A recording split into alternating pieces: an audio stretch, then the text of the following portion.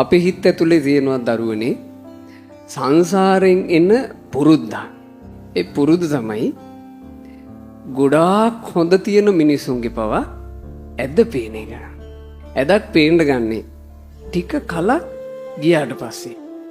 ඇද පේන්න ගත්ත ගමන් අර සෙනෙහස හිතවත්කම ඇති වෙච්චි ඒ හිතුවිල්ල කැඩිලා යනවා. අපි ඒකට කියනවා ගැටෙනවා. මෛත්‍රිය නැති වෙච්ච ගමන් ගැටුණා. ගැටිච්ච ගමන් ගැටීම කියන කණ්ණාඩියෙන් තමයි බලන්න ගන්නේ. අපි අර කළු කණ්ණාඩි දෙකක් දැම්මොත් එහෙම හොඳට එළිය තියෙන පරිසරෙත් අපිට පොඩ්ඩක් පේන්නේ අඳුරුවටයි. දාගන්න කණ්ණාඩියට අනුරූපව පේන විදිහ වෙනස් වෙනවා වගේමයි. මේ හිත ඇතුලේ තියෙන අදහස් වලට අනුරූපව අපි ලෝකේ බලද්දී වෙනස් වෙලා යනවා. මිනිසුන්ගේ හොඳ දකින්න පුරුදු වෙන්න. මිනිසුන්ගේ හොඳ හිතන්න පුරුදු වෙන්න.